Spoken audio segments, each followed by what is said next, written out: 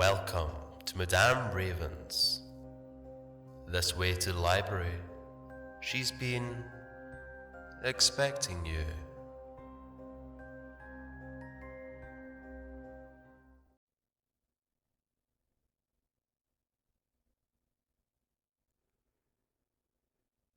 Dying on the Back of a Unicorn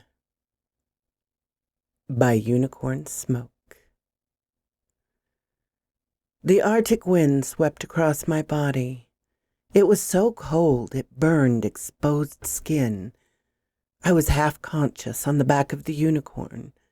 It found me lying under the rustling trees. The gravity of that rescue was too much for me to comprehend at the moment. It moved with more speed and grace than any creature I had ever seen.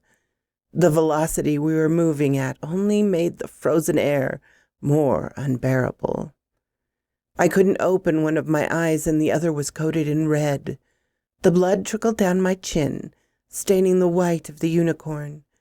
I could hear the faint crunch of the frosted grass under the warg paws. They were slowing, stopping, giving up. I was searching for this unicorn. It may be the last. It found me in the frigid wasteland of the North Forest. I still don't know how I got on its back.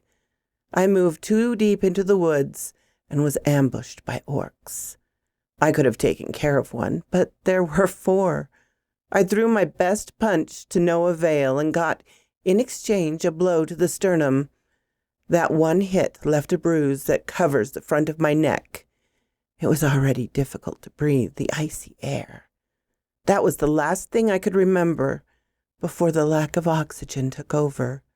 I fell to the ground, motionless, but alive. My muscles ached as every cell in my body rushed for air as it came in with every breath. The unicorn began to slow, allowing me to sit upright. We were coming up to a town. The town was preserved in ice and abandoned. The only sound was the whistle of the wind. There was a large wooden sign that read, New Haven. This was the name of the town, I think. Windows shattered, letting the icy wind push over the furniture that was left behind. Each house was chilled to the foundation, leaving behind many glaciers. It wasn't long before I could hear the crackle of a fire. It was getting closer, and I didn't know what to expect. I was in no condition to fight, anyway. We made it to the far east corner of New Haven, where I met eyes with a female dwarf. I was more than surprised to see anyone, but I suppose a dwarf could weather this storm. Braided red hair, green eyes, and freckles adorned her face. The light from her torch illuminated our way. It was only a couple of feet to her house, but it's difficult to navigate the snow and ice. The 3 of us walked inside, welcomed by a friendly fire. I dropped down to the unicorn, who lay in front of the fire. I found I wasn't able to stand yet. Still thawing from the cold, I lay myself next to the unicorn, keeping us both warm. The dwarf was talking, but I couldn't speak with ice as a lipstick. My eyes closed. My body was ready for rest. The dwarf informed me that I had slept for 2 days. She also explained that she couldn't understand how we found her.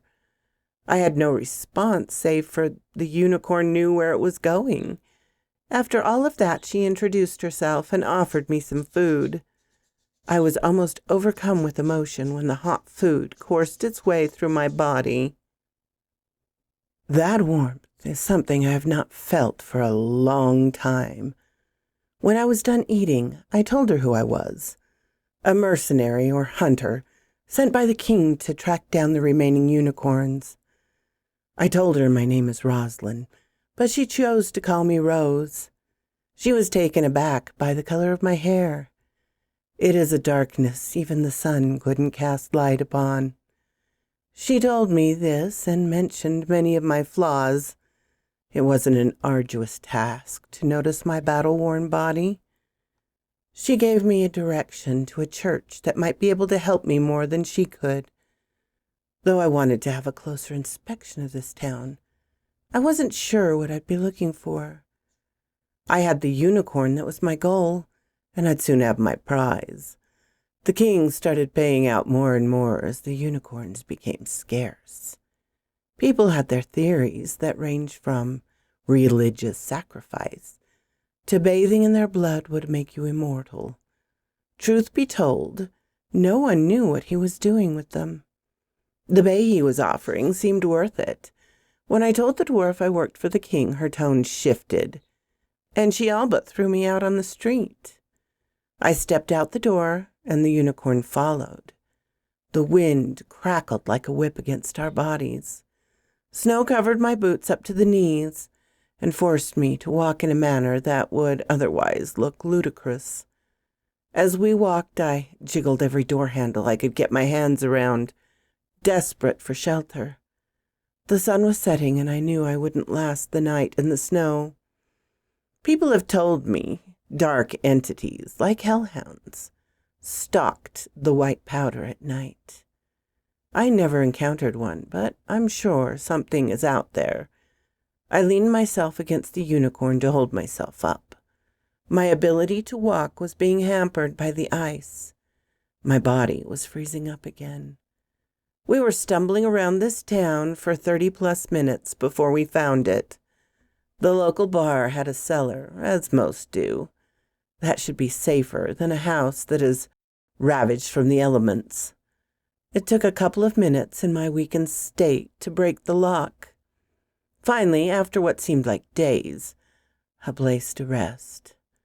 I managed to make a small fire in a ceramic pot. It wasn't that big, but it would keep us alive. The cellar doors creaked and groaned, trying to stay closed despite the wind. The only thing I could think of was to put the shaft of a broom in the door handles to keep it shut. It worked for the most part. We were stuck here throughout the night without food. The next morning I woke up shivering, but the wind had subsided a bit. It took 3 bottles of wine to get me to sleep. I admit it usually does. I paced the cellar, trying to decide what the next move was.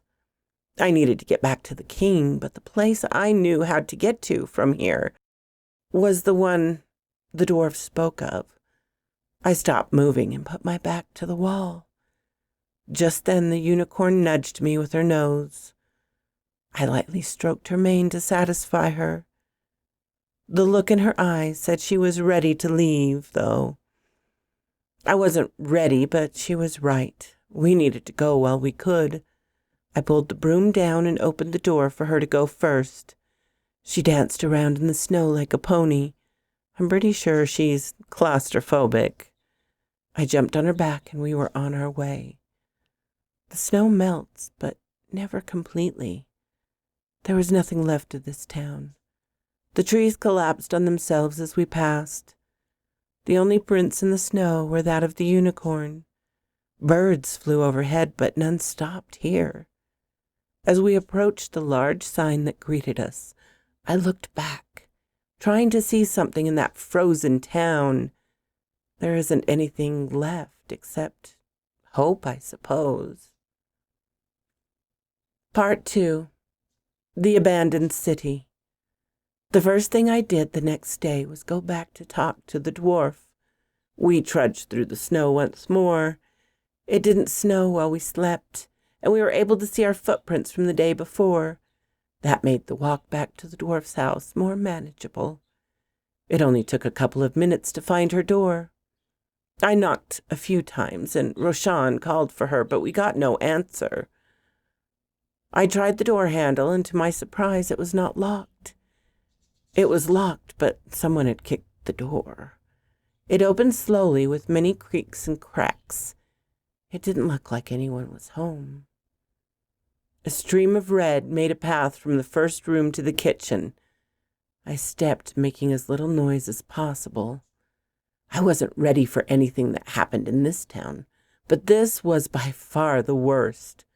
The dwarf's mutilated head lay on the counter. Her body is nowhere to be found.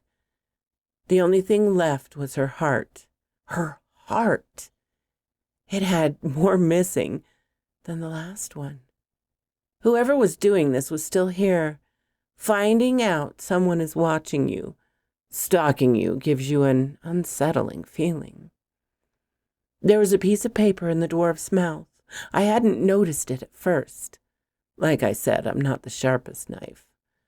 I pulled out the piece of paper that was dotted with blood. It only had one sentence. King Quinn is watching, and you're next. After I read that, Roshan's voice echoed in my head. The king killed these people, she said. All I could do was shrug my shoulders. I didn't think it was the king, but someone was here, and I wanted to find out who. I'm not one to judge, but massacring an entire town is not right. I decided to clean up the blood and use the dwarf's house for at least a night. I didn't think it's safe to stay here, but at the same time, whoever did this was watching our every move. We weren't safe either way, so why not be comfortable? The next morning I woke up constrained to a chair. My head was in a fog, as it usually was in the morning, making everything hazy. I looked around, trying to figure out what was going on. The thickest rope I had ever seen was wrapped around my body. I can't imagine it was hard to get a slumbering alcoholic out of bed. My eyes were still adjusting to the sunlight when I heard a voice in the kitchen.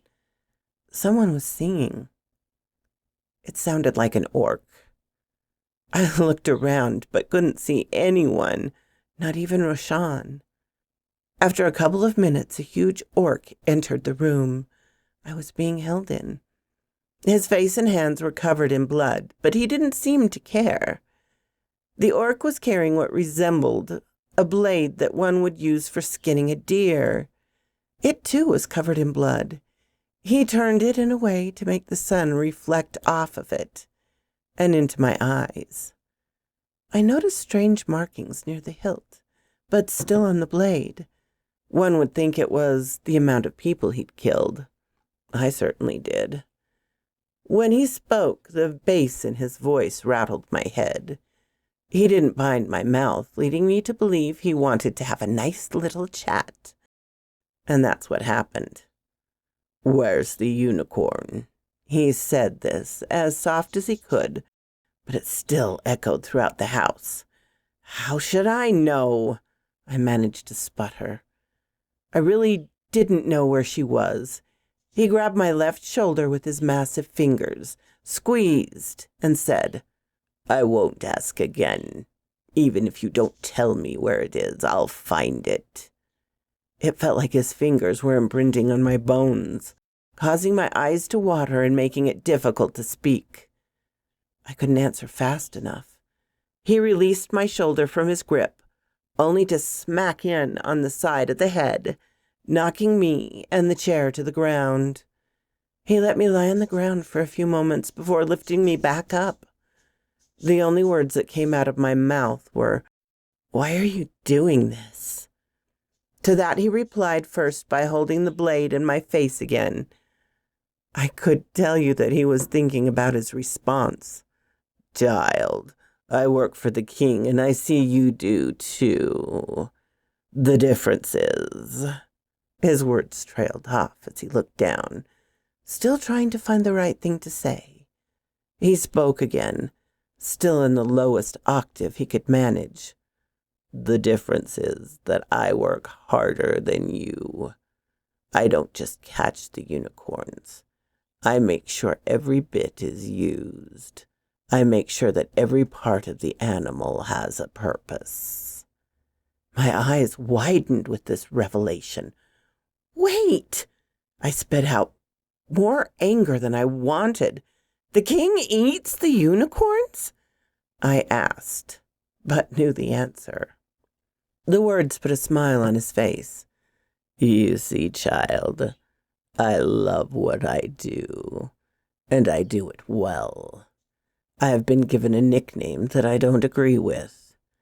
The Flesher, some call me. All I could mutter was, yeah, seems correct.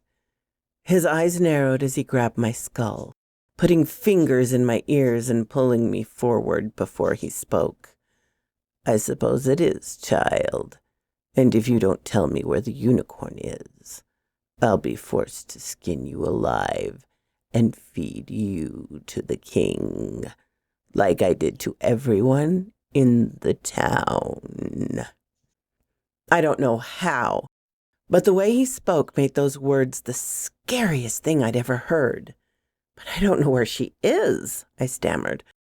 I'm losing my patience, he said, rubbing his forehead. Do you know what makes this so easy for me? All I could do was shake my head. Because, child, I hate everyone, every species, especially puny elves. And, judging by that bruise on your chest, I'm not the only one. So tell me where the unicorn is, he bellowed, his voice rising in anger. Now both of our heads turned, hearing a knocking at the front door. He grew furious as he walked to the door, saying, Whoever that is gets a knife to the neck. All I could do was watch from my chair. He reached the door handle and paused for a moment before turning it. In a flash, the door flew open, shattering to pieces, colliding with the orc. He stumbled back, but kept his footing. Rashawn stood on her hind legs again, slamming her hooves into his chest, knocking him down, this time with such force I fell over in the chair again. So many thoughts and stars swirled around my head. Rashawn kept repeating the phrase, get up, but I couldn't. After a couple of seconds, she grabbed me by the hair and attempted to drag me out the door. She wasn't fast enough. The orc had grappled the legs of the chair and a tug of war began, my body being the rope this time. After what seemed like forever, the chair legs crumbled, in the orc's hands freezing me from the constraints. Rashawn's momentum pulled me by the roots of my hair through the snow and down the street. I was kicking and screaming for a quarter of a mile from the pain before she dropped me. I looked up from the ground and asked, Why do you like to drag me around? I know you don't have hands, but damn! I could tell how nervous she was by the look in her eyes. I turned my head to see the orc heading towards us. So I jumped on Rashawn, and like a bolt of lightning, we were gone. We were going to the only place I could think of, the church the dwarf spoke of. And I wish she could have gone with us. I wasn't sure how long the journey would take, but Rashawn would cut the travel time in half. It was still morning, though, so it seemed possible to make it there by nightfall. The orc didn't follow us out of town. He had no way to catch us, but I knew we would see him again. Rashawn dashed around a tree and jumped over bushes while running at full speed. She was moving so fast, all of those things were just blurs to me. We started with the sun above us, but it was quickly fading from sight. We didn't need to be awake. Rashawn knew where she was going, but the hunger I felt in my stomach kept my eyes open. It was a good 6.5 hours before I realized that I couldn't bring a unicorn into any town. They would seize her on sight. I needed to come up with a plan, and time was fleeting fast. Needless to say, my mind was blank. Rashawn suggested that we set up camp for the night and sleep under the stars. I was apprehensive, but had nothing to argue. We came to the conclusion that as long as the fire was out before we went to sleep, it would be fine.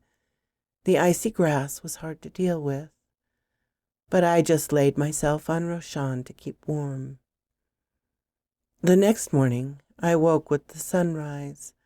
It was a new day, and I hadn't been killed in my sleep, so that was a plus. I'm sure everyone fears that. Only 2 things were on my mind. One was figuring out a way to get my unicorn companion into the city unnoticed.